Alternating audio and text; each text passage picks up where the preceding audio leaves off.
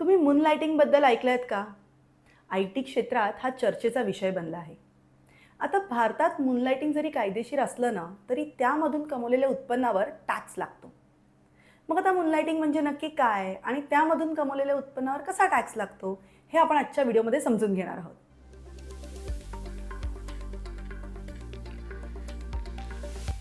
भारताचे पहिले finance minister कोण होते? माहीत असेल तर लगेच कमेंट करा. नमस्कार, मी सी ए प्रज्ञा श्रीधनकर. आर्थिक जागृतीमध्ये तुमचं स्वागत आहे. मूनलाइटिंग म्हणजे काय? आता जेव्हा एखादा एम्प्लॉई त्याच्या नेहमीच्या नोकरीबरोबरच दुसऱ्या कुठल्या कंपनीचे प्रोजेक्ट स्वीकारतो, त्याला आय-टी क्षेत्रात मूनलाइटिंग असे म्हणले जातं. आता हे एम्प्लॉईज काय करतात, तर त्यांच्या नेहमीच्या नोकरीबरोबरच हे इतर प्रोजेक्टसुद्धा करून देतात आणि त्यामधून एक ॲडिशनल इन्कम कमवतात. आता भारतातील मूनलाइटिंग स्टॅटिस्टिक्स असं दर्शवतं की अनेक जण मूनलाइटिंग करून हे ॲडिशनल इन्कम कमवत आहेत. इनफॅक्ट आय-टी क्षेत्रातील 43% लोकांना असं वाटतं की मूनलाइटिंग करणं फायदेशीर आहे.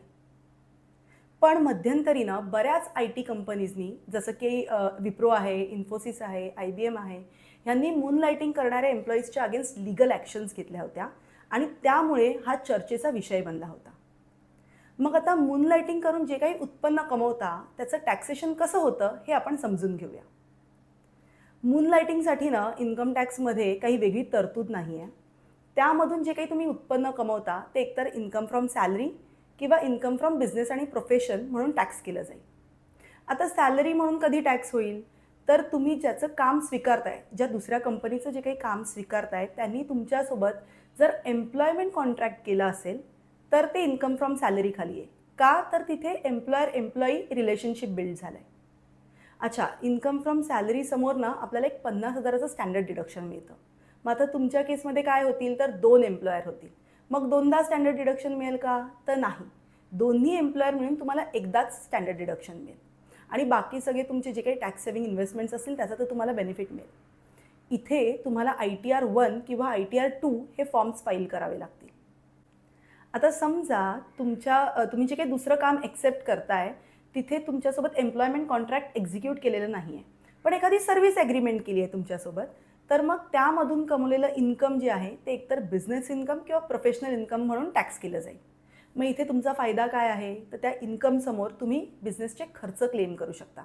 जसं की तुमच्या लॅपटॉपचं रेंट आहे, इंटरनेट चार्जेस आहेत, मोबाईल चार्जेस आहेत, ट्रॅव्हलिंग चार्जेस आहेत. हे सगळे खर्च तुम्ही त्या इन्कममधनं वजा करून उरलेला जो काही प्रॉफिट आहे त्यावरती तुम्हाला टॅक्स भरायचा आहे. आता हा टॅक्स तुम्हाला भरताना ITR 3 किंवा ITR 4 हा फॉर्म फाईल करावा लागेल. इथे तुम्ही प्रिझम्प्टिव्ह टॅक्सेशन स्कीमचा सुद्धा बेनिफिट घेऊ शकता. ही स्कीम काय आहे हे मी एपिसोड नंबर 48 मध्ये सांगितलेलं आहे. एपिसोडची लिंक स्क्रीनवरती आहे, तुम्ही ते पाहू शकता. आता मूनलाइटिंग करून जो काही इन्कम मिळतोय त्याच्यावर टॅक्स कसा लागतो हे तुम्हाला समजलंय.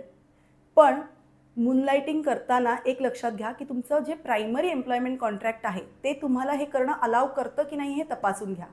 नसेल करत तर तुमचा एम्प्लॉयर तुमच्या अगेन्स्ट लीगल ॲक्शनसुद्धा घेऊ शकतो. त्यामुळे थोडक्यात काय, तर हा जो काही एक्स्ट्रा इन्कम तुम्ही कमवताय त्यावरती तुम्हाला टॅक्स भरायचा आहे, अन्यथा तुम्हाला नोटीस येऊ शकते. आजचा व्हिडिओ आवडला असेल तर त्याला लाईक करा, जास्तीत जास्त शेअर करा आणि आर्थिक जागृती या यूट्यूब चॅनलला सबस्क्राईब करा. थँक्यू.